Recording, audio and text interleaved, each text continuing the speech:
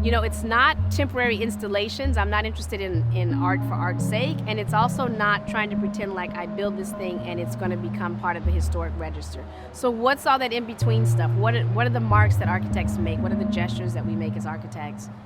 In my case, in an artful way, because that's also a language that I speak. People that look like me have this situation, and it's multi-layered, it's complex, it's political, it's racist, it's classist, it's a lot of things. But when you remove even all of that emotion, you just talk about architecture and the structure and the building, and what is the history of this as a piece of property, as a parcel, as a landscape.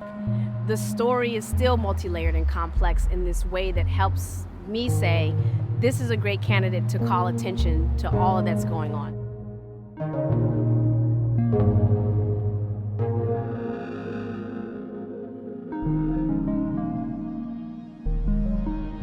Inglewood is always a popular sort of ground zero because it has become the poster child for all things bad, evil, dangerous, scary of a major city. So it becomes this kind of epitome of an area that people can assign blame to, make assumptions about.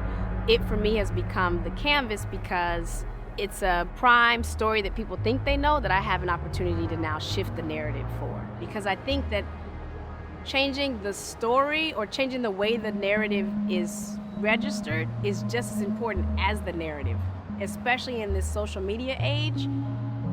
What people think the story is becomes almost more important than what the story really is, right? But in terms of the reality of this, again, as a landscape, as architecture, I think it's important to be strategic about showing that one community area, one neighborhood in one big city is having all of this happen, and that this is a microcosm, that it's this big and it's this big at the same time. And so this project, if it becomes a kind of bellwether or a little bit of a beacon for other people to say, what's the way I can best make that impact on the landscape? Maybe I'm not gonna go paint houses, that's her deal.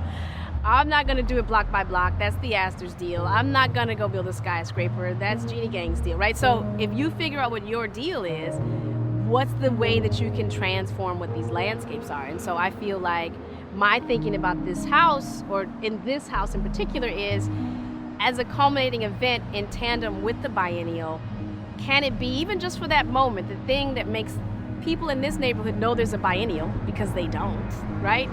And people who might or might not come past a certain point, come on, right? And then we all come together, and this is weird kumbaya moment, right? But it's like we all come together, we paint the house, but then I like the reality that then it's gone. So I need this thing to be gone, and then I need us all to come back and sit here and go, wow. And is just the gravity of that moment enough to spark conversations that lead to ideas that lead to solutions? So I'm not aiming for the solutions, I'm just trying to set the table, or the canvas, if you will, right, for what the future could be, right? It's really, I think, properly contextualizing the role that an architect or an individual can play in choreographing the landscape.